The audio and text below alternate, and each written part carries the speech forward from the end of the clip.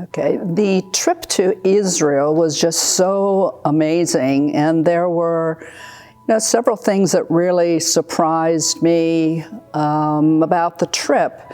And one was the topography.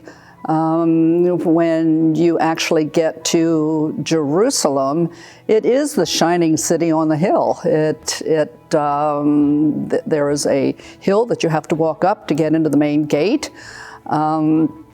And from the wadis or the valleys or the other side of Jerusalem was the Mount of Olives.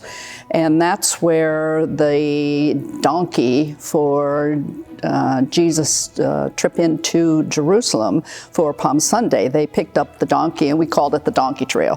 So we went down the Donkey Trail and then back up the hill through the gate, and then on the Via Dolorosa, which was the path that he took, carrying part of the cross. And I was sort of surprised with my own emotional response to that whole thing. I obviously am familiar with the scriptures and familiar with the story, but somehow or other being there really was quite emotional, because you could still sort of feel what had happened, and there was kind of a buzz, and buzz probably isn't the right word, but you could just feel that that you were on that path. And then going out of Jerusalem in some of the other areas that were also very beautiful and hilly.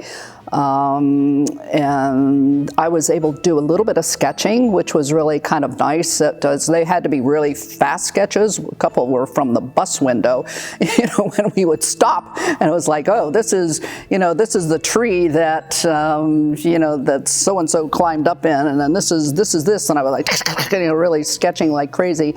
So some of the sketches are rather rough, and I tried to then finish them a little bit when I got back into the bus, since they were sort of fresh in my head. But being able to do some of those sketches was really nice, because that then brings back the memory in a different way than photos do. When you actually, as an artist, have to look at something and get it down on paper, you see things that you sometimes will not see in a photograph.